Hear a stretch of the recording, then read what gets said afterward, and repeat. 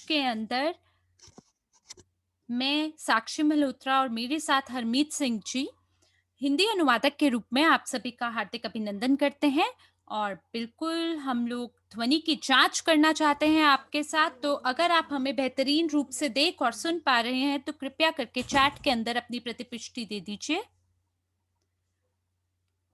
और इसी के साथ अब हम चलते हैं अगली स्लाइड पर। आज हम आपके लिए क्या लेके आए हैं? आज हम आपके लिए ब्लॉकचेन प्रौद्योगिकी के सभी अपडेट लेकर आए हैं। और मैं आज आप सबके साथ हर दूसरे गुरुवार को जुड़ती हूँ। मेरा नाम मरिया अंटोनिनका है। और अगर आप आज पहली बार मुझे सुन रहे हैं तो मैं इस समय मॉस्को रूस में हूँ और ये मेरा दूसरा साल है हमारी कंपनी की टीम में काम करते हुए। और मेरे साथ काम कर रही है आईटी विशेषज्ञों की एक टीम हमारे क्रिप्टो यूनिट ब्लॉकचेन और यूनिटेक्स एक्सचेंज के लिए। आइए अब इसी के साथ चलते हैं अगली स्लाइड में।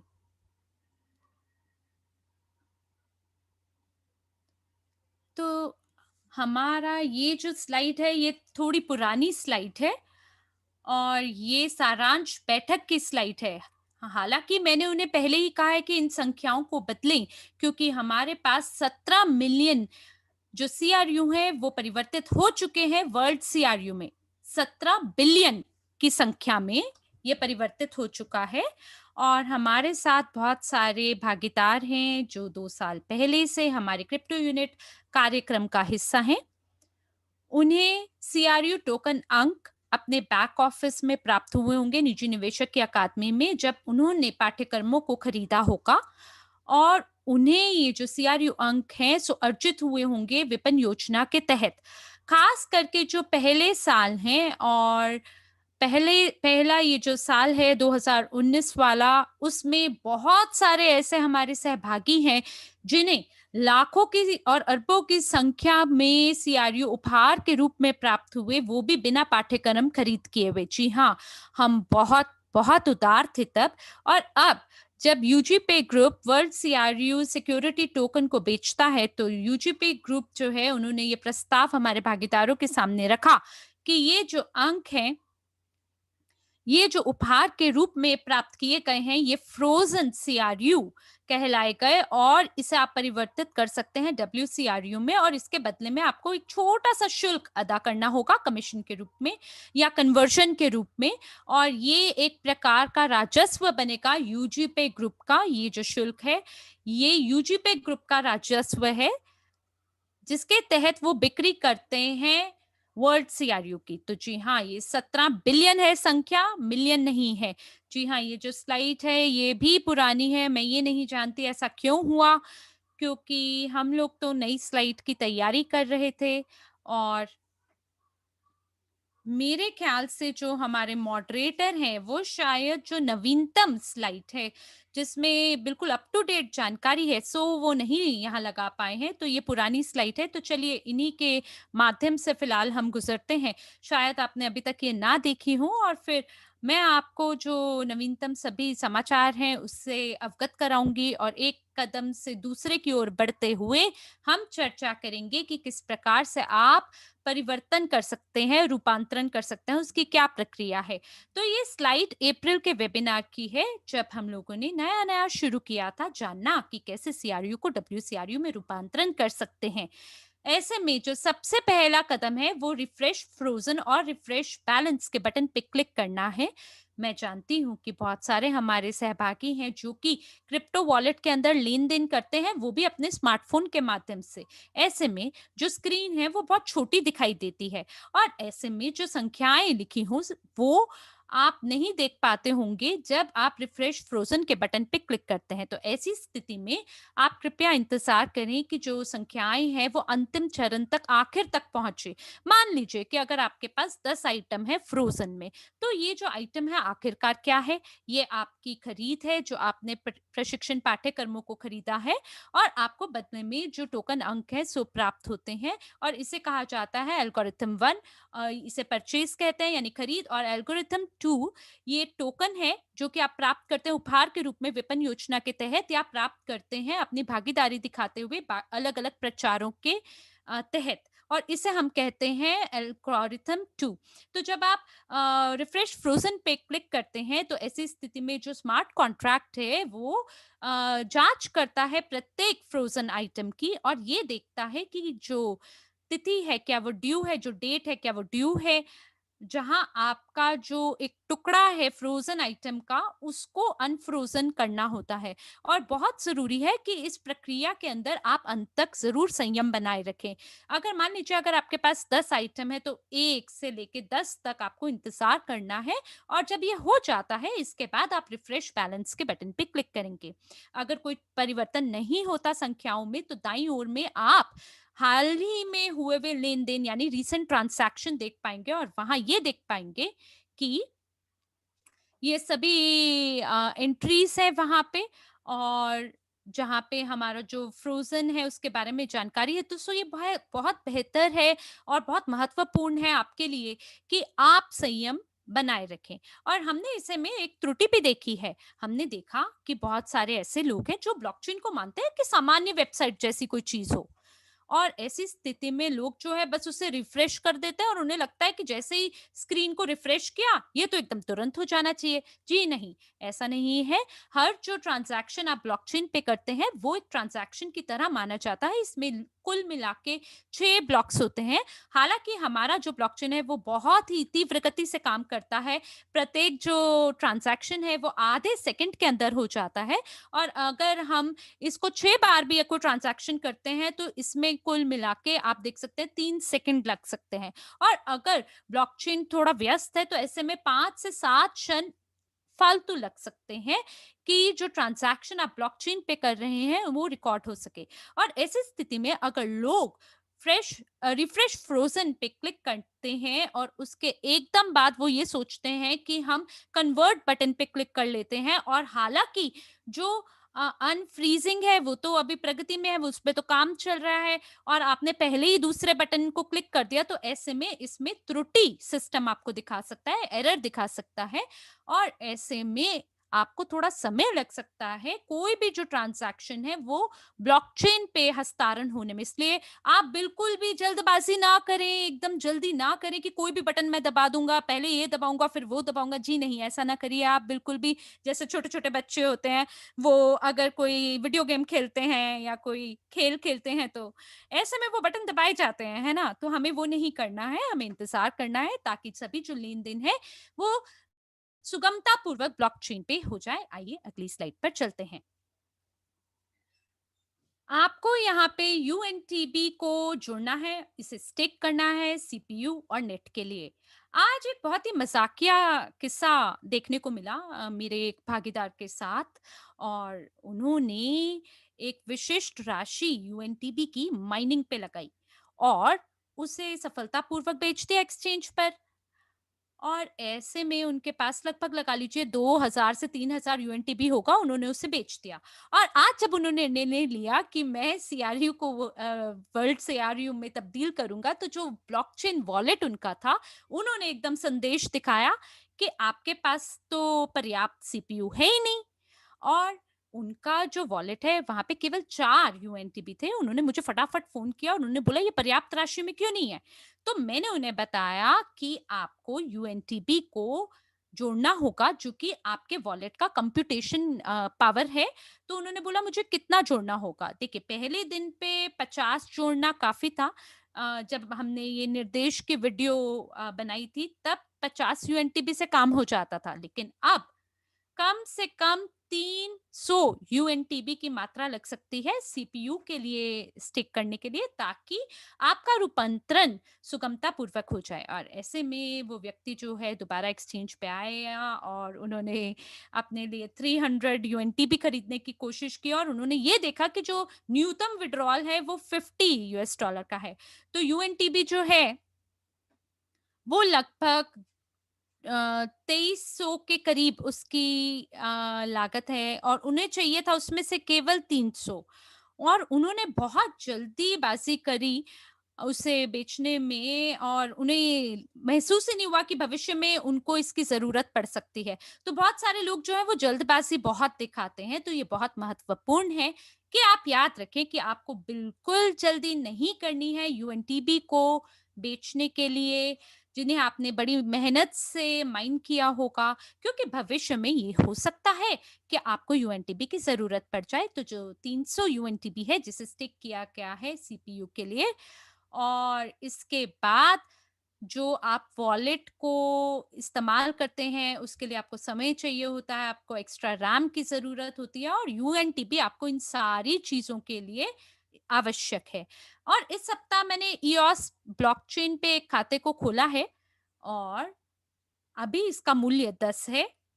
पहले ये 14 यूएस डॉलर पे पहुंच गया था, फिर इसकी जो मूल्य है सो गिर गई, और जो ईओस आधारित वॉलेट है उसके लिए मुझे स्टेक करना पड़ा, 6 साल के लिए स्टेक करना पड़ा। और भविष्य के लिए कृपया करके आप याद रखें कि आपको जितने भी आपके यूएनटीबी आज आपके पास है, उसको आप कतई सारे के सारों को आप ना बेचें, जो भी आपको स्टेकिंग के माध्यम से प्राप्त होता है। और स्टेकिंग के बारे में जो सामान्य रूप से अधिकतर पूछे जाने वाले सवाल हैं, उसके बारे में मैं एक उत्तर देती हूँ कि क्यों लाभप्रदता जो यूएनटीबी की है वो उस क्यों कम पड़ गई या क्यों कम हो गई। 1 महीना पहले तो उसकी मांग काफी थी, और उसकी लाभप्रदता यानी प्रॉफिटेबिलिटी बहुत ज्यादा थी, और आज उसकी जो लाभप्रदता है वो बहुत कम हो गई है, शून्य के बराबर है। ये सच है क्योंकि ये जो स्लाइड में आप देख पा रहे हैं, 17 बिलियन वर्ल्ड सीआरयू जो परिवर्तित हो चुका है, ये आपको स्पष्टीकरण देता है कि क्यों यूएनटीबी की लाभप्रदता कम हो गई है। अगर आप ब्लॉकचेन एक्सप्लोरर पे जाएंगे और देखेंगे कि जो कुल डेटा है सीआरयू टोकन पे, वो उसमें से कितने टोकन स्टेक हो गए हैं, तो लगभग 1.5 बिलियन सीआरयू स्टेक हो चुके हैं। और जब हमें आय प्राप्त होती है यूएनटीबी के माध्यम से, और हम सभी लोग जिन्होंने स्टेकिंग किया है सीआरयू में, तो जो राशि है, जो मात्रा है सीआरयू की वो कम थी, वो 1.5 बिलियन थी। तो ये सभी के लिए पर्याप्त है क्योंकि हमारे पास 7 मिलियन यूएनटीबी दैनिक रूप से माइन होता है, और सभी भागीदार जिनके पास सीआरयू टोकन है उनमें इसका वितरण होता है या ये बांटे जाते हैं। तो आज हमारे पास 17 बिलियन वर्ल्ड सीआरयू स्टेक हो चुके हैं, और ये जो आय है ये कम नहीं है, और इसको दोबारा से बांटा गया उन लोगों के लाभ के लिए जिन्होंने अपने फ्रोजन वर्ल्ड सीआरयू को स्टेक किया है, 1.5 बिलियन वर्ल्ड सीआरयू। और ये जो 17 बिलियन वर्ल्ड सीआरयू हैं वो लोग जिन्होंने रूपांतरण यानी परिवर्तन कर लिया है, 90% जो स्टेकिंग है वो ज्यादा है उन लोगों के मुकाबले में जिन्होंने केवल सीआरयू को स्टेक किया है। इसका ये मतलब है कि वो लोग जिनके पास जिन्होंने ज्यादा स्टेकिंग की है वर्ल्ड सीआरयू में, उनको जो लाभप्रदता मिलेगी वो ज्यादा होगी। अगर आप मात्र सीआरयू को स्टेक करेंगे तो ऐसे में आपको यूएनटीबी बहुत कम मिलेगा। और जो दूसरा सामान्य रूप से अधिकतर पूछे जाने वाला जो सवाल है, या मैं ये कहूं कि शायद वो एक त्रुटि है, या हो सकता है कि एक गलत फहमी है, वो ये है कि आज एक और स्थिति देखने को मिली। एक जो नेता है उन्होंने हमें लिखा कि उनकी बहन के साथ में उन्होंने यूएनटीबी को क्लेम किया, और उसी समय वो भी उसी समय पे, और उन्हें अलग अलग संख्याएं मिली आय के रूप में। एक महिला को ज्यादा स्टेकिंग की संख्या मिली वर्ल्ड सीआरयू में, और जो दूसरी बहन है उनको उनको कम मिला, दूसरे व्यक्ति को कम मिला। तो एक व्यक्ति को ज्यादा यूएनटीबी मिले तो उन्हें लगा कि शायद ये कोई तकनीकी समस्या तो नहीं है, क्योंकि ये जो स्टेकिंग है ये तो ज्यादा है, और जो उनकी बहन है उनको तो 2 गुना फालतू अतिरिक्त वर्ल्ड सीआर यूएनटीबी मिला है। और ये जो गलतफहमी हुआ कि हमने मिलकर उसी समय पे स्टेकिंग पे लगाया, कहीं इसकी वजह से तो नहीं ऐसा हुआ।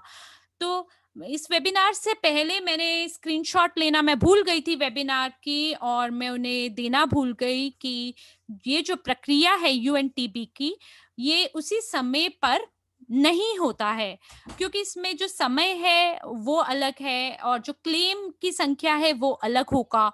और एक जो बहन है उन्होंने 8 मई से उसे स्टेक किया, और जो दूसरी बहन है उन्होंने उसे 3 गुना ज़्यादा की मात्रा में स्टेक किया, और इसकी वजह से जो संख्याएँ हैं वो उसमें उतार-चढ़ाव देखने को मिला। तो ऐसी कोई चीज़ नहीं है ब्लॉकचेन में कि अरे हमने तो साथ मिलकर किया है तो शायद इसलिए ये गलती देखने को मिली है, क्योंकि आधे सेकंड के अंदर पूरी स्थिति बदल जाती है।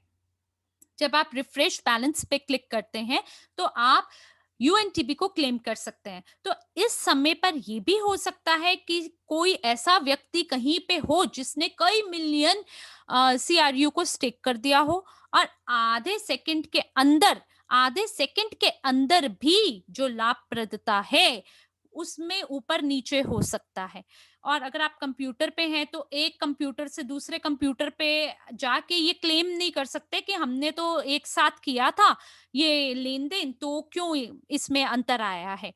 आप देख सकते हैं कि एक व्यक्ति अगर क्लेम के बटन पे क्लिक करता है और दूसरा व्यक्ति 2 बार या 3 बार क्लिक करता है, मान लीजिए 8 या 12 मई को, तो ऐसे में वो अलग-अलग प्रॉफिटेबिलिटी यानी लाभप्रदता दिखाएगा, और आप ये उम्मीद नहीं लगा सकते कि दोनों ने साथ में किया है, तो दोनों को सामान्य राशि में ही यूएनटीबी मिलना चाहिए। तो देखिए ऐसी स्थिति में जो लाभप्रदता है यूएनटीबी की वो उसमें कमी आप देख सकते हैं, और ये मूल्य है हमारे टोकन का। आपने शायद देखा होगा कि यूएनटीबी की जो राशि है एक्सचेंज पे ये 2 सेंट हो गया है, इसमें बिल्कुल वृद्धि हुई है, और कोई भी इसे अब 1 सेंट पे नहीं बेच रहा है। कई ऐसे हैं जो फिएट मनी प्राप्त करना चाहते हैं, बिटकॉइन या इथेरियम को जल्द से जल्द प्राप्त करना चाहते हैं, लेकिन आज हमारे पास ऐसा कोई भी नहीं है जो इसे 2 सेंट पे बेचने को तैयार हो।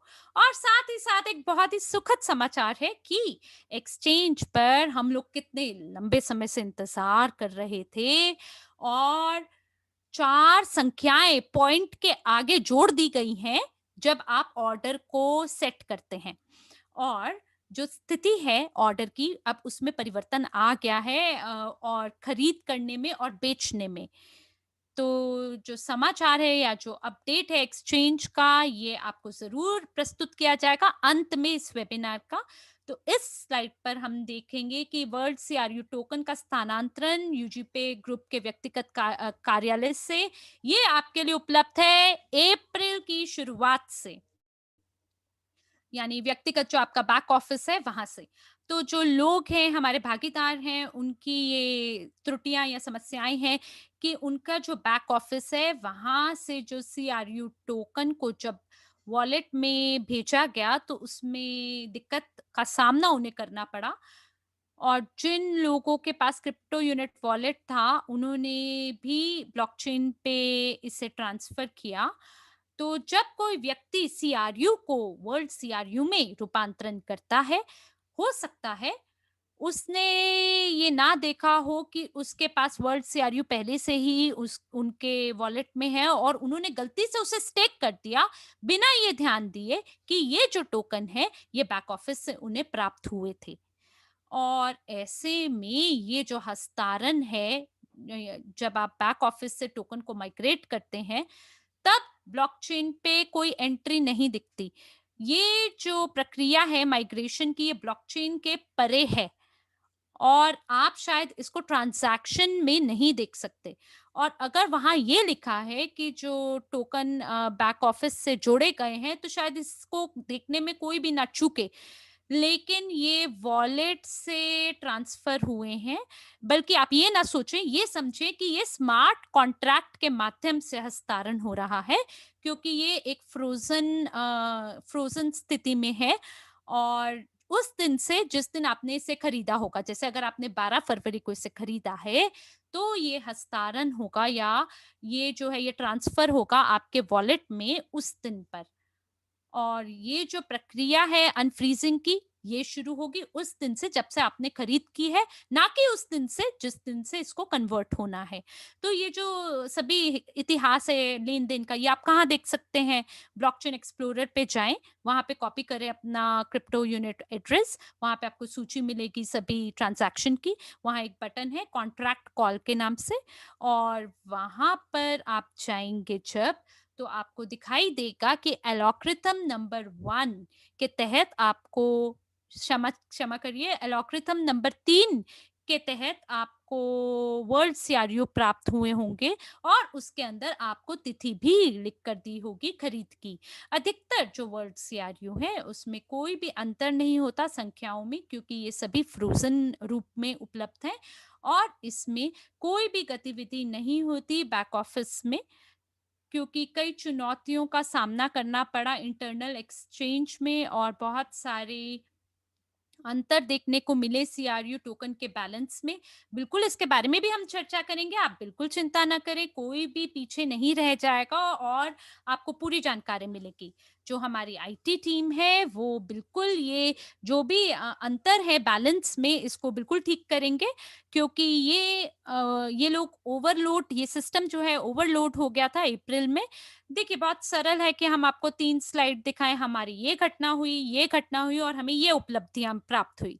लेकिन देखिए कि प्रत्येक इन उपलब्धियों के पीछे कुछ प्रक्रियाएँ हुई हैं, जैसे हमने वर्ल्ड सीआरयू से वर्ल्ड सीआरयू में कन्वर्शन किया है, माइग्रेशन हुआ है, और इसके बीच में कई सप्ताह में हमने स्मार्ट कॉन्ट्रैक्ट का विकास किया है, जाँच की है, और हमने लॉन्च किया, शुरुआत की है 8 अप्रैल को, और फिर त्रुटियों का सामना करना पड़ा।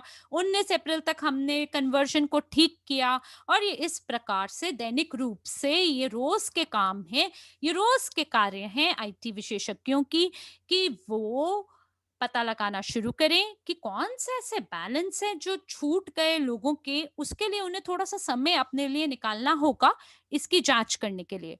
तो अप्रैल में तो बिल्कुल कोई समय ही नहीं था, और मई की शुरुआत में बहुत सारा काम था एक्सचेंज को शुरू करने में, और जो बिक्री है उसको आगे बढ़ाया गया है, और मैं आपको क्या दायरा है इस काम का जो हमने किया है अप्रैल में, वो हम कहाँ तक पहुँच बना चुके हैं इसके बारे में भी बताऊँगी।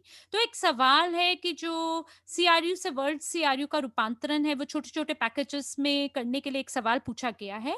मान लीजिए अगर आपके पास 1 सीआरयू, अगर आप इसको रूपांतरण करना चाहते हैं तो इसके बदले में आपको $1 का शुल्क लगेगा, और अगर 10 वर्ल्ड सीआरयू हैं तो आपको $10 हो सकता है लगे। तो आपको $1 की मात्रा पे 10 या 20 $1 को कन्वर्ट करने के लिए आप नहीं कर सकते हैं। शायद आज $1 आपको महँगा लगे, लेकिन मैं आपको सुनिश्चित करती हूँ कि जो ये शुल्क है कन्वर्जन के लिए, जब ये $2 पे पहुँच जाएगा या $3 पे चला जाएगा, आपके छोटे-छोटे पैकेजेस के लिए भी जब इसकी लागत इतनी बढ़ जाएगी, तब तब आप ये सोचेंगे कि काश मैंने उस समय पे $1 लगा दिया होता, और बजाय कि अब मेरे को महँगा शुल्क देना पड़ रहा है। तो ये जो टोकन का कानून है वो सीआरयू जिनका भुगतान नहीं हुआ, जो विलंबित यानी पेंडिंग है, ऐसी स्थिति में आपको इंतज़ार करना है उस अवधि तक जब तक वो अनफ्रीज़ नहीं हो जाते। लेकिन क्योंकि किसी ने भी इस अवधि की जाँच नहीं की कि ये कब अनफ्रीज़ होगा, मान लीजिए कि आज अगर हमारे पास ब्लॉकचेन है, जहाँ पे हमें इसको टेस्ट करने का इतिहास 2 साल का हो, और हमारा जो ब्लॉकचेन है वो 10 फरवरी को उसकी शुरुआत हुई। तो एक सैद्धांतिक रूप से लोगों की ये भविष्यवाणी है, या लोग सोचते हैं कि जो पेंडिंग टोकन है, वो आज नहीं तो कल अनफ्रीज़ हो जाएँगे आपके बैलेंस में। लेकिन ये कब होगा? इसकी सटीक तिथि क्या होगी? डेट क्या होगी? 1 महीना के बाद होगा या कब होगा? तो जब आप इसे कन्वर्ट करते हैं, मान लीजिए 365 दिन के बाद करते हैं, तो ऐसे में आपको इंतज़ार करना हो सकता है अनफ्रीज़िंग के लिए आने वाले और 365 दिनों के लिए, और फिर ये इसमें और समय लगेगा, है ना? तो हम तो बिल्कुल भी 3 साल तक मैं तो 3 साल तक बिल्कुल इंतज़ार नहीं करना चाहूँगी और बजाय उसके मैं 1 यूएस डॉलर का भुगतान करना पसंद करूँगी। देखिए अगर आप भुगतान कर सकते हैं, तो आप शांति की नींद ले सकते हैं और हो सकता है 3 साल के बाद ये आपको ज़्यादा महँगा मिले और हो सकता है कि आप शायद इतने सालों तक या इतने जो टोकन है इनके अनफ्रोज़न के लिए शायद आप ना इंतज़ार करें।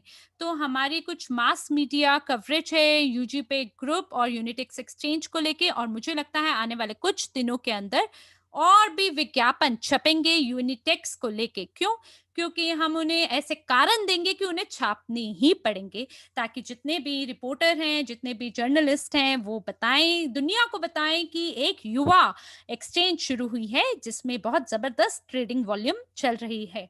तो ऐसा लग रहा है कि ये जो टोकन का मूल्य है छोटा है और जो एक्सचेंज है एक दिन काम करता है, एक दिन काम नहीं करता है। वेरिफिकेशन कर पाना बहुत ही मुश्किल प्रक्रिया है और उसी समय पर लगभग 20,000 जो वेरिफाइड यूजर्स हैं वो इस एक्सचेंज पर हैं और बहुत सारे ऐसे लोग हैं जो इंतजार नहीं कर रहे हैं और जिन लोगों ने अपने दस्तावेजों को समर्पित किया है उनके प्रगति में है कार्य स्थापना प्रक्रिया का और बहुत सारे अब ऐसे लोग नहीं हैं जो कि इंतजार कर रहे हो वेरिफिकेशन के तो ग्लोबल पास के लोग हमसे बोल रहे हैं हमारा काम कहाँ है और कई ऐसे लोग हैं जिन्हें अस्वीकृति का सामना करना पड़ा, डिनाय हो गया जिनका वेरिफिकेशन, यकीनन उन्हें दूसरा मौका ज़रूर मिलेगा और जो उनका अस्वीकृति की स्थिति है, उसको हटा दिया जाएगा और उसे रिफ्रेश कर दिया जाएगा। तो ये जो अपडेटेड फंक्शनैलिटी है, आपने यहाँ ज़रूर देखा होगा अपने बैक ऑफिस में और एक्सचेंज में एक बटन जिसका नाम डॉक्यूमेंट्स के नाम से है और पहले हम लोग ग्लोबल पास पे गए थे और हमने बोला था कि हमें इस उपयोगकर्ता का स्टेटस बताइए और ये बहुत लंबा काम था। हम पहले ग्लोबल पास को अनुरोध करते हैं, फिर ग्लोबल पास वाले हमसे बात करते हैं, फिर व्यक्ति को पत्र भेजते हैं। कई बारी उस व्यक्ति को वो पत्र नहीं मिलता कि उनका जो स्टेटस है वो अपडेट कर दिया गया और अब आप नया डॉक्यूमेंट को लगा सकते हैं दोबारा। तो ऐसी स्थिति में जो अब एक्सचेंज ऑफिसर हैं, वो इसके लिए आपको सीधे तरीके से रिक्वेस्ट भेजेंगे कि आप अपने जो डॉक्यूमेंट है उन्हें लगा लीजिए दोबारा लगा लीजिए और ये जो दस्तावेज है ये सीधे तरीके से एक्सचेंज ऑफिसर के पास जाएगा और सभी जो केवाईसी आधिकारिक लोग हैं वो इसकी जांच करेंगे और वेरिफिकेशन प्रक्रिया की जो गति है सो बढ़ जाएगी। तो अब जब आप दस्तावेजों को समर्पित करेंगे, जो आपका सीआरयू टोकन है उसका स्रोत कहाँ से है, धन का स्रोत, इसके लिए आपको माय क्रिप्टो यूनिट में जाके दस्तावेजों को अपलोड करना होगा। कृपया करके जो भी दस्तावेज हैं उन्हें आप अंग्रेजी भाषा के अंदर अपलोड करें। अगर मान लीजिए कोई भी आपसे कार्यालय आधिकारिक व्यक्ति आपसे स्तोत्र पूछते हैं धन का, तो मान लीजिए अगर 15,000 यूएस डॉलर से ऊपर की राशि में अ, आपने ट्रांज़ैक्शन किया है एक बार के अंदर, तो उस ऐसे में आपसे कुछ और दस्तावेज़ माँगे जाएँगे। उसके पीछे कारण ये है कि जो हर युवा एक्सचेंज जो है वो फ़िएट मनी के माध्यम से टॉप अप और विथड्रॉ नहीं कर पा रहे हैं। पर आज ये इस कार्यक्षमता को भी हमने जोड़ा है। देखिए ये तुरंत तो एकदम काम नहीं करेगा, लेकिन वो सभी लोग जिन्होंने देखा है कि एक नया बटन लगाया गया है, उन्होंने एकदम से उस पे क्लिक करा और उन्होंने कोशिश करा कि भई इस बटन से क्या हो सकता है, उन्होंने उसकी जाँच करने की कोशिश की। तो वो सभी जो लोग हैं, उनको जो तनाव है, तनाव से ना खुद को मजबूती देनी होगी।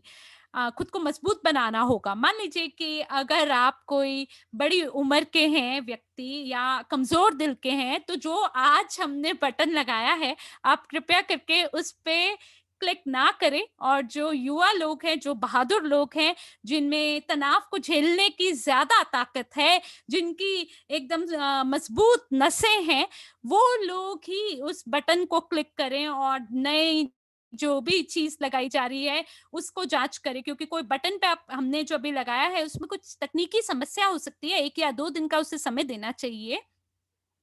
क्योंकि हम पेमेंट सिस्टम को और जो एक्सचेंज सिस्टम है उसे आपस में अलाइन कर रहे हैं ताकि जो जानकारी है उसका आदान-प्रदान हो सके, ताकि ये जो दोनों वॉलेट हैं ये सिंक्रोनाइज़ हो सके मिलके। यकीनन जो हमारे सपोर्ट सर्विस के लोग हैं, उन्हें उनका जो पहले नकारात्मकता पूर्ण जो एक फीडबैक है लोगों को प्राप्त हुआ है कि क्यों चीज़ें सही से नहीं हो रही है, एकदम सर्वोत्तम सर्वश्रेष्ठ क्यों नहीं है। देखिए, अगर आप शून्य से कुछ शुरू करेंगे, आप ये रातों-रात सोचे कि वो सर्वश्रेष्ठ हो जाए, ऐसा नहीं होता, परफेक्ट नहीं होती चीज़ें। और ऐसे में आपको थोड़ा इंतज़ार करना चाहिए, और अगर किसी और ने इसकी जाँच कर ली हो, तो ये बेहतर रहेगा। और क्योंकि देखिए हम लोग तो शून्य से सारी चीज़ों का विकास कर रहे हैं, तो यकीनन ऐसी स्थिति में हमारी और राह में जब हम बाधाएँ परीक्षण आएँगी। भी करते और हैं तब जब हम परीक्षण भी करते हैं तब भी उस समय भी दिक्कत होती हैं और त्रुटियां होती हैं, और हम लोग वहां पर अनुरोध भेजते हैं और अनुरोध जो है वो सफल हो जाता है, लेकिन जब हम परीक्षण करते हैं उस समय हमारे प्रोग्रामर जो हैं वो वो वो असल पैसे नहीं बेचते हैं, क्योंकि हमारे प्रोग्रामर्स के पास आज्ञा नहीं है कि वो उनके पास जो वॉलेट हो, क्योंकि कानून के हिसाब से उनको वॉलेट रखने की इजाजत नहीं है। तो इसीलिए हम लोग जो जो सही डेटा है उसके हिसाब से हम टेस्टिंग नहीं कर पाते, परीक्षण नहीं कर पाते हैं। और इसीलिए आप रुक जाइए, थोड़ा सा अधीर मत बनिए, देख लीजिए लोग जो कर रहे हैं, अगर वो सारी की सारी चीजें चल रही हैं तब आप उस बटन को दबा सकते हैं। कई बार बहुत सारी त्रुटियां जो हैं जिसका हम लोगों ने पहले ही निदान कर लिया है, लेकिन अब हमारे पास एक नई खबर है कि एस्टोनियन एक्सचेंज जो है उसने हम लोगों को जो है वो टॉपिंग अप जो है आप फिएट से भी कर सकते हैं, और उसके बाद उससे निकासी भी आप फिएट से कर सकते हैं। तो ये बहुत नई बात है, लेकिन इस प्रक्रिया को सही तरीके से काम करने के लिए हमें थोड़ा वक्त लगेगा। आइए अगली स्लाइड के ऊपर चलते हैं। तो यहाँ पर हम लोग देखेंगे कि हमारे पास जो अद्यतन था अप्रैल में 2021 में, तो यहाँ पर आप देखेंगे कि तो सबसे पहली चीज जो है वो है कि सत्यापन की समस्याएं, और बहुत सारे लोग हैं, और मैं एस्टोनियन डायरेक्टर निदेशक को भी बात कर रही हूँ, और यहाँ पर कह रहे हैं कि बाइनेंस बाइनेंस के अंदर आप $2000 तक बिना किसी पुष्टिकरण के सत्यापन के आप जो है ट्रेड कर सकते हैं। और हम लोगों ने कुछ अपनी कानूनी टीम के साथ हमने बात की कि जो लोगों का सत्यापन नहीं हुआ है क्या वो टॉप अप और वो ट्रेड कर सकते हैं, और क्या वो निकासी भी कर सकते हैं। तो हम लोगों को ये दिखा कि जो बाइनेंस के अंदर आप ऐसा इसलिए कर सकते हैं कि $2000 अगर आप सत्यापित नहीं है, और हमारे केस के अंदर ऐसा नहीं कर सकते। तो उसके पीछे उसका कारण ये है कि उन बाइनेंस के पास जो लाइसेंस है वो सिर्फ क्रिप्टो और फिएट के लिए नहीं है, बल्कि साथ साथ भुगतान प्रणाली के लिए भी है। तो इसका मतलब ये हुआ कि जो लोग बाइनेंस के साथ काम कर रहे हैं उनके पास अपने खुद के बैंक कार्ड भी हैं। तो यानी कि आप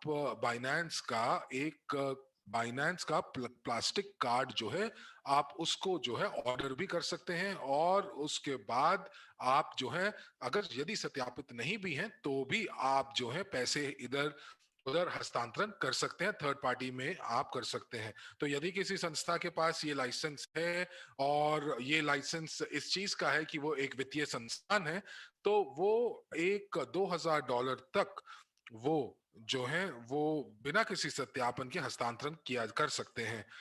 अब आप रूस में भी बिना किसी पासपोर्ट के आप विदेशी मुद्रा खरीद सकते हैं, विनिमय कर सकते हैं, लेकिन सिर्फ और सिर्फ 40,000 रूबल के लिए, जो कि $500 के आसपास है। तो अब हम लोग यहाँ पर समझने की कोशिश कर रहे हैं कि ये $500 पहले क्यों था, और जब हम लोगों ने इसके इसके तह तक पहुंचे और हम लोगों ने कानूनी कारणों को हमने पढ़ने की चेष्टा की, तो हमें पता चला कि यूरोप के अंदर जो एक संस्था है वो फिएट के अंदर भुगतान नहीं कर सकती है दूसरे लोगों को, यदि उनके अकाउंट सत्यापित नहीं है। लेकिन क्रिप्टो में आप ये एक हद तक कर सकते हैं। लेकिन यदि अगर आप ऐसा करते हैं तो आपको कानून जो है वो वो मनी लॉन्ड्रिंग के अंतर्गत आपके ऊपर जो है नजर रख सकता है और हो सकता है कि आपके लाइसेंस को भी स्थगित कर सकता है। और आज जो रूस और सीआईएस के जो नागरिक हैं उनके लिए एक और विशेषता शुरू की गई है कि आप जो है कि आप अपने रूसी जो राष्ट्रीय पासपोर्ट है आप सत्यापन के लिए इस्तेमाल कर सकते हैं। आपको अंतर्राष्ट्रीय पासपोर्ट की जरूरत नहीं है।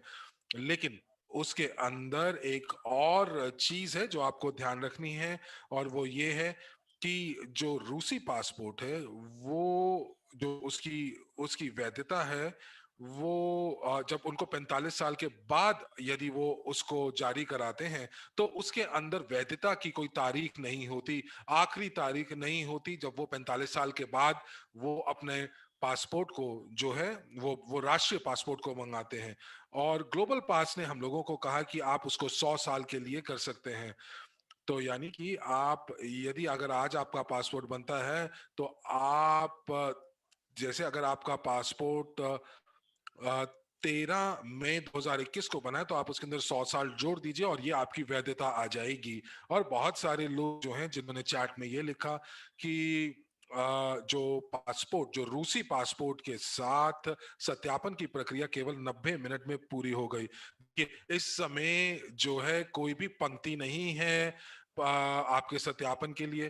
तो आप जरूर अपना सत्यापन कराएं। और अगर आप नहीं करा रहे हैं तो आप कंपनी को दोष मत दीजिए क्योंकि आपको आलस्य लग रहा है पासपोर्ट बनवाने के लिए या अपनी सत्यापन कराने के लिए।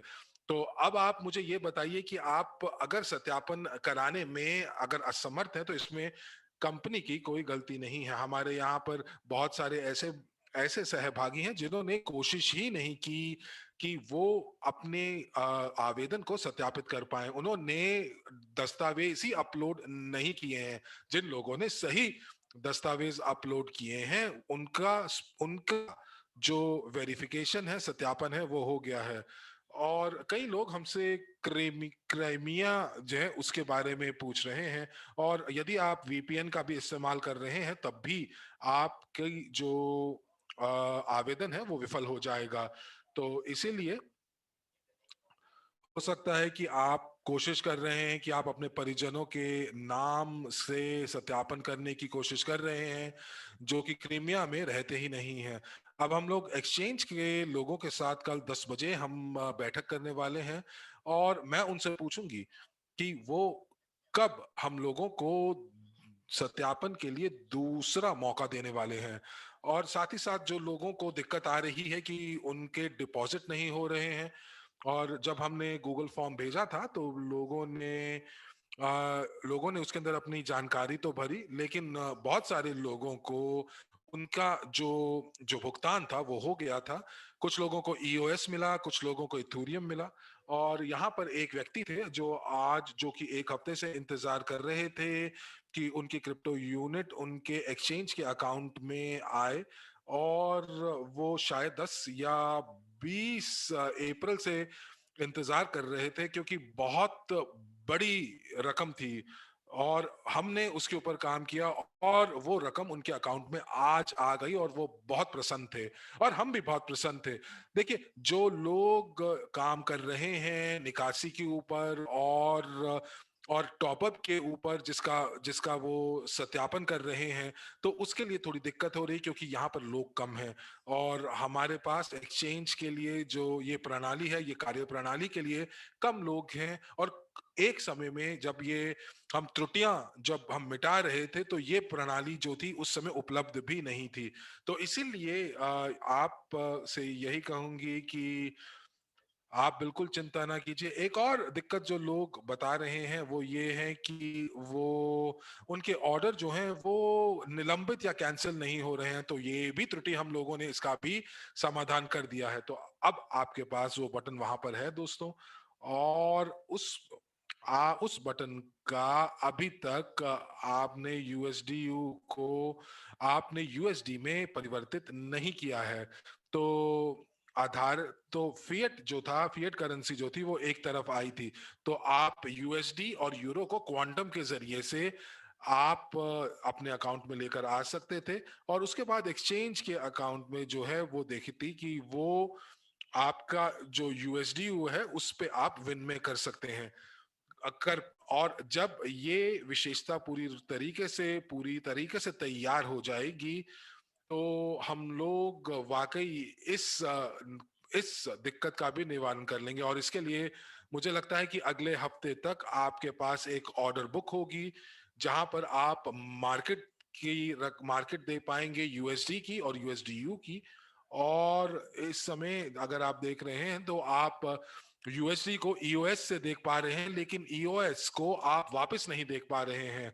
तो अब आपको एक हफ्ते के बाद जो है वो सारी की सारी चीजें दिखाई देंगी। तो अभी आपको क्या करना पड़ता है, यदि आपको क्रिप्टो यूनिट खरीदने हैं तो आप यूएसडी को आप यूएसडीयू यूएसडी का करेंसी पेयर है उसके अंदर आप परिवर्तित करते हैं और उसके बाद आप जो है निकासी करते हैं। लेकिन उसके लिए आपकी जो ऑर्डर बुक है वो बिल्कुल जो है वो शून्य होनी चाहिए। और कुछ हमारे जो सहभागी हैं उन्होंने $1,000 तक जो है वो डिपॉजिट करें कर कर कर रहे हैं। तो ये एक विशेषता है कि अब आपकी जो है कि आप ग्लोबल यूनिट पे वॉलेट में अपनी जो जो आपकी निकासी है वो आप कर सकते हैं। देखिए बटन आपके पास बैक ऑफिस में है लेकिन ये अगले हफ्ते तक ये सुचारू रूप से ये चालू हो जाएगा। और ये जो एक्सचेंज के अंदर जो ये प्रोग्राम है इस बटन के पीछे वो अभी ठीक प्रकार से नहीं सुचारू रूप से नहीं चल रहा है। एक और हम लोग जो प्रोग्रामर जिसके ऊपर काम कर रहे थे वो काम कर रहे थे सबसे जो जो कि बहुत ही आपातकालीन मुद्दा था और वो था कि सत्यापन का। और वो बहुत सारी जो अपने परीक्षण थे वो उसको पूरा नहीं कर पा रहे थे। और वो इसलिए क्योंकि जो परीक्षण करता है उनके पास जो टेस्टर हैं उनके पास अपने पैसे नहीं हैं वो अपने अपने एक्सचेंज के ऊपर डालने के लिए। और वो हम लोगों से निवेदन करते थे कि आप देखें कि क्या ये जो विशेषता है वाकई काम कर रही है कि नहीं कर रही है। तो मुझे लगता है कि ये जो है ये सारी की सारी जो विशेषताएं हैं एक बार इनको कार्यरत हो जाना चाहिए, इनका परीक्षण हो जाना चाहिए और उसके बाद इसको सार्वजनिक करना चाहिए। तो मुझे लगता है कि थोड़ा और समय लगेगा और हमारी एक्सचेंज की जितनी त्रुटियां हैं वो वाकई पूर्ण रूप से ठीक हो जाएंगी। अगर आप और ध्यान से देखेंगे तो हमारे मेन्यू में एक क्वेश्चन मार्क भी दिखाई आपको देगा, प्रश्न चिन्ह आपको दिखाई देगा। और उसके अंदर आप देखेंगे कि जो हमारी मीडिया विभाग है वो वहां पर आपको बताएंगे कि वो ट्यूटोरियल्स वहां पे डालेंगे, वीडियो ट्यूटोरियल्स डालेंगे कि आप किस प्रकार से एक्सचेंज के ऊपर काम कर सकते हैं, नए नए विशेषताएं का कैसे इस्तेमाल कर सकते हैं। और मैं यहाँ पर चैट पढ़ रही हूँ और ये मुझे थोड़ा सा विचलित कर देती है। मैं आपके जो जो जो कमेंट पढ़ती हूँ, टिप्पणी पढ़ती हूँ तो मैं भूल जाती हूँ कि मुझे आपसे क्या कहना है। तो यदि आप अगर देखेंगे कि अगर आपके पास आप एक प्रश्न चिन्ह है ऊपर की तरफ और अगर आपके प्रश्न वहां पर नहीं है तो आप समर्थन सेवा से आप बात कर सकते हैं।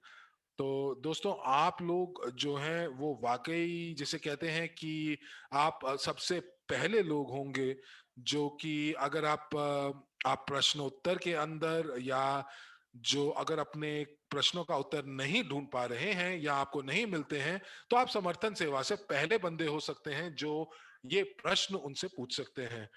अब हम लोगों ने ये सारे के सारे जो प्रश्न थे ये हम लोगों ने मार्च में इकट्ठे कर लिए थे और इसीलिए हो सकता है कि ये जो प्रश्नों के उत्तर हैं या जो ये प्रश्न हैं अब प्रासंगिक ही ना रहो, रिलेटेड ही ना हो। तो इसीलिए अब आप ये देखें कि कौन से प्रश्न जो हैं वो प्रासंगिक हैं और कौन से प्रश्न अब प्रासंगिक नहीं रहे हैं। तो इसीलिए ये जो अक्सर पूछे जाने प्रश्न हैं उनका अच्छे से अध्ययन कीजिए और समर्थन सेवा को टिकट डालने के लिए ही टिकट मत डालिए। तो आप यहाँ पर ध्यान रखिए और अपने प्रश्नों का आप रोक के रखिए, अपने सबसे ज्यादा पूछे जाने वाले जो प्रश्न हैं उनका अध्ययन कीजिए, और उसके बाद आप, अगर आपको अपने प्रश्न का उत्तर नहीं मिलता है, तो आप सपोर्ट से, आप समर्थन सेवा से अपना प्रश्न लिख सकते हैं। लेकिन मैं आपको एक चीज जरूर आग्रह करूंगी कि आप जो है ऐसे प्रश्न पूछिए जो वाकई जिनके अंदर कुछ मतलब हो, और मैं ये आग्रह करूंगी कि आप समर्थन सेवा का समय ऐसे ही बेकार के प्रश्न पूछकर बर्बाद ना करें। और जितना, अगर आप हमसे बात करेंगे कि जितने भी आप देखेंगे, अगर आप की कोई भी, आपने कुछ पैसा जो है ब्लॉकचेन के अंदर हस्तांतरण किया है और आपका वो वहां नहीं पहुंचा है, तो आप गूगल फॉर्म का इस्तेमाल कर कर हमें बता सकते हैं। तो मैं यहाँ पर सभी सहभागियों को ये कहूंगी कि यदि आपको आपका जो जो अगर आप अपनी निकासी या टॉपअप आपका सफल हो जाता है, तो आप लोगों को चैट के अंदर जरूर बताएं, क्योंकि चैट के अंदर बहुत ही नकारात्मक सी टिप्पणियां आती हैं और सिर्फ नकारात्मक ही देखने को मिलता है। तो इसीलिए मुझे लगता है कि अगर आपका काम बहुत बढ़िया तरीके से हो रहा है, निकासी भी हो रही है और टॉपअप भी हो रहा है, तो आप जरूर हमें लिख के बताइए। मुझे तो दिन सुबह से लेके शाम तक केवल और केवल गालियां ही देखने को मिलती है, और आप हमारी तुलना जो है वो किसी छोटी सी एक्सचेंज से दुनिया के किसी कोने में करते हैं। और इसीलिए मैं वहां पे जो जो टिप्पणियां हैं वो पढ़ने के लिए कतराती हूं, क्योंकि उससे मेरी जो मानसिकता है वो नकारात्मक हो जाती है और मैं कार्य नहीं कर पाती। और इसीलिए मैं वहां जाती ही नहीं हूं, और मुझे समर्थन सेवा से वो सारे के सारे प्रश्न मिल जाते हैं। और इसीलिए मैंने टेलीग्राम चैट के ऊपर लोगों को जवाब देना बंद कर दिया है। ये तो एकदम स्पैम की तरह हो गया है, क्योंकि मुझे वहां पर 1 मिलियन से ज्यादा निर्देश या जो सूचनाएं हैं, जो मैसेजेस हैं, संदेश हैं, वो मुझे प्राप्त हो रहे हैं, और इसीलिए मैं वहां नहीं जाती। आज मैं आपको बताऊं, मेरी एक फोन कॉल थी एंड्रे के साथ, और मुझे उन्होंने बताया कि उन एक्सचेंज के बारे में बताना चाहिए जो 2020 में खुली थी, और हम लोगों के पास एक वेबिनार था, और वहां पर हम लोगों ने अ, सबसे एसटीओ मार्केट की बढ़िया से बढ़िया उम्दा एक्सचेंजेस का अवलोकन किया था। और ये जो एक्सचेंज हैं जिनके बारे में हमने बात की थी, वो वाकई वो एक प्रकार की मर्ज एक्सचेंज थी। और उसके बाद एक फाइनेंस प्लान करके नाम से एक और एक्सचेंज थी। तो ये सारी एक्सचेंज और उनके जो टर्नओवर जो हैं, वो उन सिर्फ 2 लाख डॉलर की थी पूरे साल के अंदर। लेकिन अब जो परिस्थितियां हैं उनके लिए थोड़ी सी बेहतर हो गई हैं। लेकिन मुझे अभी भी इन सभी आंकड़ों का, इनके इन सभी एक्सचेंज के प्रदर्शन का मुझे अवलोकन करना होगा। मुझे मालूम है कि हम लोगों ने 20 मार्च से अप एक्सचेंज शुरू की थी, और 20 मार्च से लेकर 20 अप्रैल तक हमारी जो एक्सचेंज का टर्नओवर था वो 90 मिलियन यूएस डॉलर का था, और क्रिप्टो यूनिट के अंदर वो 6 मिलियन से ज्यादा का टर्नओवर था। यूएनटीबी के अंदर 1.5 मिलियन का टर्नओवर था। और आप लोग हम लोगों को सिर्फ और सिर्फ नीचा दिखाने की कोशिश कर रहे हैं कि जो मूल्य है वो नीचे जा रहा है। अब आप मुझे ये बताइए कि $500 के साथ आप किसी, जो व्यक्ति सत्यापित नहीं है, अगर वो ट्रेड करते हैं तो थोड़ा सा वक्त लगेगा।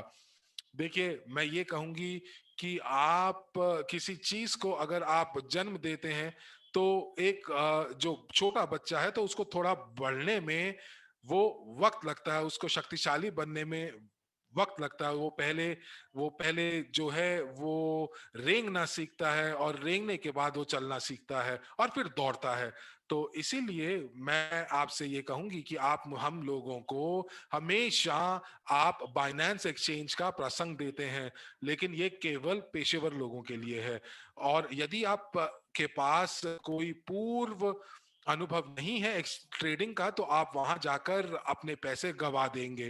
तो इसीलिए मैं यहाँ पर ये कह रही हूं कि आज मुझे एक पत्र मिला बाइनेंस के साथ, और वो मुझे एक कार्य करने के लिए कहा गया, और उन्होंने मुझे कहा कि मुझे 2.5 BUSD मुझे मिलेंगे अगर वो कार्य मैंने किया तो ये पहले बाइनेंस कॉइन था, और मैंने सोचा कि मैं इस कार्य को करूंगी तो मुझे 2 बाइनेंस कॉइन्स मुझे मिलेंगे। लेकिन इस समय आज जो उनका मूल्य है वो $700 या $800 का है। तो मुझे लगा ये तो बहुत अच्छी बात है कि ये अगर मैं इस प्रतिस्पर्धा में बाइनेंस की हेल्प मदद करूंगी तो मुझे 2 बाइनेंस कॉइन मिलेंगे। लेकिन ये मेरी गलती थी, और मुझे वो बाद में पता चला कि मुझे उस कार्य को करने के केवल $2.5 मिलेंगे। और उसके बाद मैंने थोड़ा सा उसके उसके अंदर गई और मैंने देखा, तो मैंने वहां देखा कि मुझे वहां क्या करना था। जो कार्य मुझे दिया गया था वो मुझे ये दिया गया था कि मुझे बाइनेंस एक्सचेंज के ऊपर जाकर मुझे वहां पर ट्रेड करना था एक कॉइन के अंदर जिसका नाम था एक्सी टैक्सी। और वो ये मुझे BUSD की पेयर में उसके साथ मुझे ट्रेड करना था। तो वो 350 मुझे जो जो कॉइन से वो ट्रेड करने के लिए मिलेंगे, और उसका जो मूल्य था वो सिर्फ $2.5 का था। अब चूंकि मैंने बटन दबा दिया था, तो इसीलिए मैंने वहां पर गई और मैंने ट्रेड किया, और मैंने USDT को मैंने बी बाइनेंस BUSD में मैंने परिवर्तित किया। और उसके बाद मैंने वहां पर ट्रेडिंग जब की तो मुझे $2.5 मुझे मिल गए। लेकिन इसका क्या मतलब हुआ? इसका मतलब ये हुआ कि जिस सिक्के के अंदर मैंने ट्रेड किया है, तो वो बाइनेंस क्या करता है, बाइनेंस वहां पर जो पुशअप नोटिफिकेशन भेजता है उन लोगों के लिए, जैसे कि मैं, जो कि वहां जाकर जुआ खेलते हैं, जो सिर्फ खरीदते हैं और बेचते हैं और उसके बाद $2.5 ले जाते हैं। लेकिन जो टर्नओवर है, जो ट्रेडिंग की जो टर्नओवर है, वो बढ़ जाती है इस सिक्के के लिए। और बाइनेंस बताता है कि जैसे ही उन्होंने वो प्रमोशन चलाई, तो वो जो ट्रेड वॉल्यूम्स हैं वो बढ़ रहे हैं। तो वो ये बताते हैं कि इससे जो ट्रेडिंग वॉल्यूम है वो बढ़ रहा है। तो और मैंने तो देखा भी नहीं कि वो किस सिक्के की बात कर रहा है, लेकिन वो ये कह सकते हैं कि इस सिक्के का वॉल्यूम जो है वो दिन प्रतिदिन बढ़ रहा है। लेकिन हम ऐसा कुछ नहीं कर रहे हैं। हम लोग यहाँ पर कोई पुशअप नोटिफिकेशन नहीं भेज रहे हैं। हम लोग आपको ये नहीं कह रहे हैं कि आप यहाँ पर ट्रेड ना कर कर आप जुआ खेलें। हम लोग यहाँ पर ये नहीं कह रहे हैं कि यहाँ पर हम लोगों ने ऐसा कुछ भी नहीं किया, लेकिन हमारे पास फिर भी 1.5 मिलियन UNTB का वॉल्यूम था एक महीने के अंदर। और ये देखिए, ये जो हमारी एक्सचेंज है, जो हमारी ये मशीन है, ये अपने आप स्वतः ही काम कर रही है।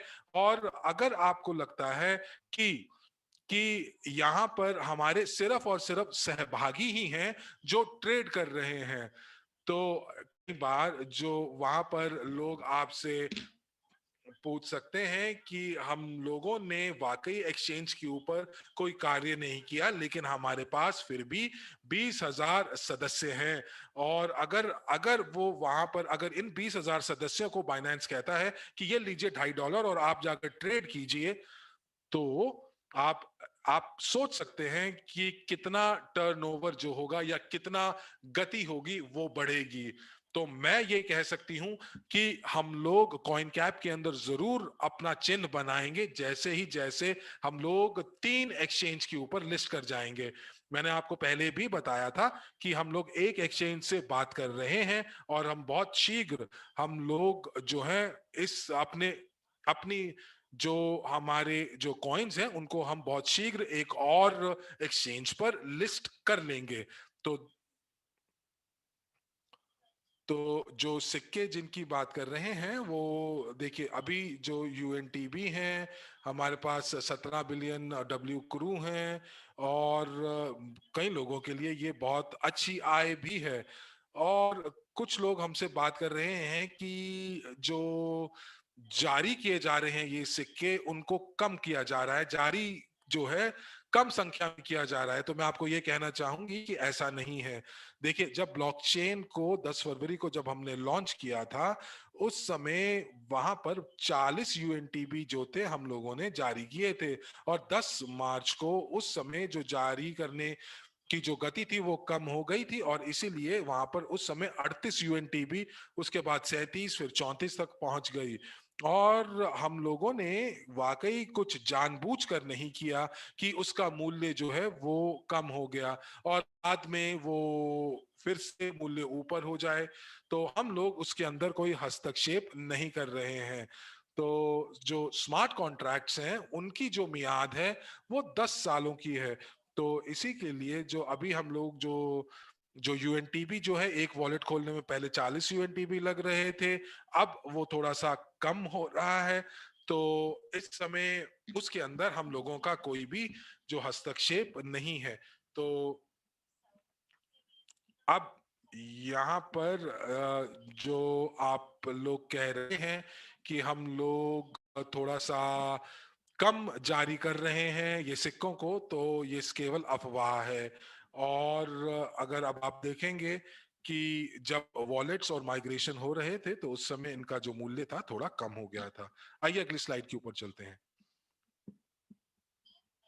मई के अंदर जो मई का अद्यतन है या जो हमारी कार्य योजना है उसके अंदर हम लोग लॉयल्टी प्रोग्राम जो बोनस है वो यूएसडीयू में ब्लॉकचेन पर आपको हम लोग हस्तांतरण करेंगे। और हम लोगों ने आपसे वादा किया था कि हम लोग आपको मई के मध्य तक ये कर देंगे, लेकिन अभी तक प्रोग्रामर्स ने मुझे इसके बारे में कुछ नहीं बताया है। इसके अंदर कुछ टेम्पलेट्स थे जिसके अंदर हम लोगों ने उनको बताया था, और हम लोगों ने देखा था कि प्रशिक्षण के अंदर ये कैसे कार्य कर रहा था। जो असल ब्लॉकचेन के अंदर था उसके अंदर जो लॉजिक था वो बदल दिया गया था, तार्किक तर्क जो था वो बदल दिया गया था। और ये इसलिए क्योंकि यूजी पे ग्रुप जो है वो अब यूएसडीयू का मालिक है और वो इसको जारी करते हैं। तो इसीलिए तो यूजी पे ग्रुप है, उनको लॉयल्टी प्रोग्राम के अंतर्गत जो है वो बोनस जो है वो अर्जित करेंगे। और इसीलिए हम लोगों को अपने स्मार्ट कॉन्ट्रैक्ट में थोड़ा सा बदलाव करना पड़ा। और इसीलिए अभी तक मैंने ये जो बदलाव है वो अभी तक देखा है, पर हो सकता है कल या सोमवार तक मेरे पास ये फाइल आ जाए। और आपको मैं याद दिला दूं कि मैंने आपको बताया था कि हमारे पास कुछ प्राथमिक कार्य थे जिनको हम लोगों को निवारण करना था। कुछ शिकायतें थी और जो कह रहे थे कि माइग्रेशन के बाद जो है जो शेष राशि उनके अकाउंट में सही नहीं आ रही थी। तो इसीलिए हम लोगों ने काफी कार्य जो थे वो मई के लिए रखे थे। और यहाँ पर हम लोगों ने जो यूनिटेक्स में फिएट के लिए हम लोगों ने हस्तांतरण यानी कि इनपुट और आउटपुट के लिए तैयार खरीद करना हम लोगों ने शुरू कर दिया है। वो अभी पूर्ण रूप से कार्य नहीं कर रहा है। और साथ ही साथ मैं आपको बताना चाहूंगी कि यूनिटेक्स एक्सचेंज में ईओएस ब्लॉकचेन पर हम लोगों ने यूएसडीटी को जोड़ने की कोशिश कर रहे हैं। तो ये हमारी कार्य योजना है मई के लिए और आने वाले भविष्य के लिए। साथ ही साथ प्रॉफी बोनस जो सीआरयू और डब्ल्यूसीआरयू का है, तो मैं यहाँ पर उसके लिए कुछ नहीं कह पाऊंगी। ये जानकारी जो है वो आपको जो गुप्त बैठक में आपको एंद्रे हवरातेव जी इसका जवाब देंगे। लेकिन हाँ, जो गलत शेष राशियां थी और यदि आपको लगता है कि उसके अंदर कुछ त्रुटियां थी और आपको कुछ नुकसान हो रहा था, तो जो आपने मार्च के अंदर स्प्रेडशीट दी थी, हम लोग उसके उसके ऊपर अभी हमने कार्य करना शुरू नहीं किया है। तो हमारे पास एक शेष राशि की एक स्प्रेडशीट थी और उसके अंदर शेष राशि थी जो कि ब्लॉकचेन के ऊपर जब हस्तांतरण हुआ था। और ये जो दस्तावेज है वो गीगाबाइट्स के अंदर है, बहुत देर लगाता है खुलने में। और इसके अंदर एक एक्सेल शीट के अंदर कम से कम 8 लाख एंट्रियां हैं। और ये सारी की सारी जो एंट्रीज हैं वो बैक ऑफिस से जो है वो हस्तांतरित हुई हैं। और इसीलिए हम लोगों ने जल्दी नहीं चाही कि इन शेष राशियों को ठीक करें, क्योंकि हमारे पास जो आंकड़े थे उस आंकड़ों के अनुसार जो लोग बैक ऑफिस से ब्लॉकचेन की तरफ आए थे, जिन्होंने संक्रमण किया था, वो केवल और केवल 2 लाख थे। और हम लोग जो हमारी शीट के अंदर 8 लाख लोग थे, तो केवल 2 लाख लोगों ने जो है वो माइग्रेशन किया था। तो अब उसकी वैधता को देखने के लिए, वैलिडेट करने के लिए, 8 लाख लोगों के लिए उस तालिका को हम लोगों को पुष्टिकरण करने के लिए हम लोग एक ही बार करेंगे, ताकि हमें बार बार इसके ऊपर वापस ना आना पड़े। हम इंतजार कर रहे हैं कि कुछ लोग जो हैं, जो देर से उठते हैं, वो हमें बता दे। ऐसा नहीं होना चाहिए कि 6 महीने के बाद फिर कोई उठ के आए और बोले कि मेरी जो शेष राशि थी वो ठीक नहीं थी। तो हम लोगों ने इसीलिए थोड़ा सा इंतजार कर रहे हैं। साथ ही साथ आपको बता दें कि मई और अप्रैल के अंदर वीआईपी क्लब के सदस्यों को हम लोगों ने बीज वाक्यांश मुहैया कराए थे। और ये इसलिए कि ताकि आप लोग जो वीआईपी क्लब के सदस्य हैं, वो जब हस्तांतरण हो जाएंगे तो हम लोग इस शेष राशि के जो कार्यभार है उसके ऊपर वापस नहीं आएंगे। तो और जो लोग हैं, मैं उन्हें शांत करना चाहती हूँ, उन भागीदारों को जिन्होंने जब सीड फ्रेज़ का निर्माण किया या उसको उत्पन्न किया, तो उन्हें कुछ सर्वर एरर का सामना करना पड़ा और जिसकी वजह से वो अपने वॉलेट को शुरू नहीं कर पा रहे। कई लोग ऐसे हैं जिन्होंने अपने सीड फ्रेज़ को उसमें सेव किया। तो लगभग 16 से 17 ऐसे लोग हैं जिनको सर्वर एरर का सामना करना पड़ा सीड फ्रेज़ की उत्पत्ति में। तो जो हमारी समर्थन सेवा है, वो सभी प्रूफ को इकट्ठा कर रही हैं ऐसे लोगों को लेके, और हम यकीनन इस प्रकार की जो त्रुटि है उसको उसका सामना करने के लिए पूरी कोशिश कर रहे हैं, ताकि जो आप में से प्रत्येक व्यक्ति है जिनको ये समस्या की दिक्कत का सामना करना पड़ा, उनकी जो भी सभी जो एंट्रीज है उसको हम मान्य कर सकें।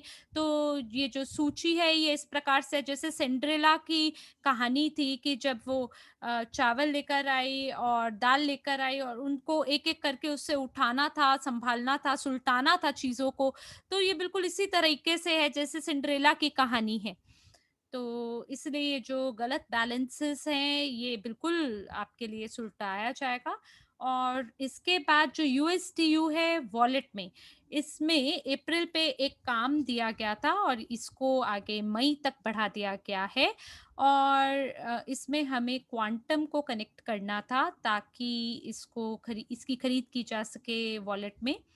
लेकिन जो ये त्रुटियों का भार है और अलग-अलग समस्याएँ हैं, आईटी विशेषज्ञ के जो लोग हैं, वो नई कार्यक्षमताओं के निर्माण के बजाय पुरानी त्रुटियों को सुलटाने में व्यस्त हो गए हैं।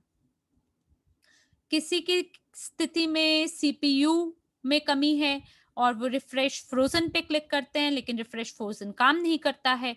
तो कुछ समस्याएँ हम देखने ये है कि ब्लॉकचेन पे सभी ट्रांज़ैक्शन होते हैं। अगर कोई भागीदार बोलता है कि मैंने रिफ्रेश 100 बारी दबाया होगा, तो मैं ब्लॉकचेन एक्सप्लोरर पे जाके मैंने देखा कि जो अंतिम ट्रांज़ैक्शन है जिसमें क्लेम यूएनटीबी है, उसमें कोई भी एंट्री नहीं थी और उसमें कोई रिफ्रेश नहीं था, कोई फ्रोज़न नहीं था। तो मैंने उन्हें बोला, मुझे नहीं पता आपने किस पे क्लिक किया, क्योंकि मुझे तो लगता है कि जो संख्याएँ आ रही थी, उनको आपने आखिर तक पहुँचने के लिए इंतज़ार नहीं किया और उससे पहले ही आपने कोई और बटन को दबा दिया। तो ब्लॉकचेन पे हमारे पास सारी एंट्रीज़ होती हैं और जो भी त्रुटियाँ हैं उसकी हमें सारी जानकारी होती है। तो हमारी कोशिश ये है कि जो पुरानी समस्याएँ हैं, हम उनसे अपने आप को मुक्त कर लें, फिर ही नई जो कार्यक्षमताएँ हैं, जो नई फंक्शनैलिटी है, हम उसको चालू कर सकें। तो क्योंकि अगर ये सारी समस्याएँ पीछे वाली रह गई, तो आगे बढ़ना बेकार है। तो पुरानी चीज़ों को पीछे छोड़ आगे दौड़ करने की जगह हम पहले वाली चीज़ों को पहले सुलटाएँगे फिर आगे बढ़ेंगे। तो यूएसडीटी जो है ये एक टीज़र है और ये जो चीज़ है ये एक प्रकार से अलग-अलग जो ब्लॉकचेन है उसमें उसके बराबर है। तो यूएसडीटी क्या होता है? आप इसको इसकी बारे में पढ़ सकते हैं अपने गूगल एक्सप्लोरर पे और किस तरह से हम पासपोर्ट को अपलोड कर सकते हैं इसके बारे में मैंने आपको पहले से जानकारी दे दी है। जब आप चैट के अंदर लिखने में व्यस्त होते हैं, तो शायद आप मेरे को सुन नहीं रहे होते। तो आपके लिए बेहतर ये है चैट करने की जगह आप पहले जो मैं बोल रही हूँ उसको ध्यान से सुनें। कल 10 बजे मॉस्को समय पे मेरी एक फ़ोन कॉल है एक्सचेंज के कर्मचारियों के साथ और मैं उनसे एक सवाल पूछूँगी कि क्या किस तरह से दोहरा मौका मिल सकता है लोगों को पासपोर्ट अप्लाई करने के लिए क्योंकि ना मैं केवाईसी ऑफिसर हूँ, ना मैं ग्लोबल पास की कर्मचारी हूँ, तो मेरे पास जानकारी नहीं है वेरिफिकेशन डिपार्टमेंट के बारे में और जब मेरे को उत्तर मिलेगा, तब मैं घोषणा करूँगी कि इस तिथि पे जो भी लोग ऐसे हैं जिनको अस्वीकृति मिली है स्थापना प्रक्रिया में, उनको मौका दोबारा दिया जाएगा कि वो दस्तावेज़ों को दोबारा अपलोड कर सकें। तो जो शुल्क है रैम का जितने ज़्यादा लोग वॉलेट का उपयोग करेंगे, उतना ज़्यादा शुल्क में वृद्धि होगी। और ये सस्ता कब होगा? ये सस्ता तब होगा जब ब्लॉकचेन पर ये जो मेन स्केल है, वो फ़िलहाल 44 64 गीगाबिट्स में से लगभग यानी कि 69% जैसे ही ये 90% रैम यूज्ड तक पहुंच जाएगा तो जो भी नोड्स हैं हम उनमें विस्तार करेंगे और लगभग हम 120 गीगाबिट्स को जोड़ेंगे प्रत्येक नोड के लिए और फिर जो शुल्क है रैम का वो उसमें कमी आ जाएगी लगभग दोहरी कमी आ जाएगी तो अब जब लोग नए खातों को खोलते हैं तो जो भी ट्रांज़ैक्शन है आप रैम के माध्यम से करते हैं और फिर रैम का जो शुल्क है उसमें वृद्धि हो जाती है, उसमें बढ़ोतरी होती है। आप ये देख सकते हैं कि जैसे ही ये 90% के पास पहुँच जाएगा, आप ये अनुमान लगा लीजिएगा कि अब जो इसका शुल्क है सो उसमें घाटा होगा या कमी आएगी। अगर कोई भागीदार 12 अक्षरों के साथ वॉलेट पे नहीं जा पा रहा है, तो क्या मुझे सपोर्ट टीम पे संपर्क करना चाहिए? जी हाँ, आप संपर्क कर सकते हैं समर्थन सेवा से और आपकी जो भी समस्याएँ हैं ब्लॉकचेन से आधारित, उसको फ़िल्टर किया जाएगा और उसको अलग-अलग तालिकाओं में भरा जाएगा ताकि हम इससे निपट सकें। तो प्यारे दोस्तों, धन्यवाद आपका ध्यान देने के लिए, आपका कीमती समय हमें देने के लिए। कृपया करके आप अपने मस्तिष्क को सकारात्मकतापूर्ण विचारों के साथ भरे रखें और मुझे आशा है कि शीघ्र आपसे दोबारा मुलाकात होगी। तो इसी के साथ हिंदी अनुवादक के रूप में हरमीत सिंह जी और मैं साक्षी मल्होत्रा आपसे यहीं पर विदा लेते हैं। आशा है अगले सत्र में नए जोश और उमंग के साथ आपके साथ पुनः मुलाकात होगी। तब तक के लिए आपका जीवन आनंदमय हो, आपको स्वास्थ्य और कल्याण प्राप्त हो। इसी के साथ शुभ रात्रि। धन्यवाद।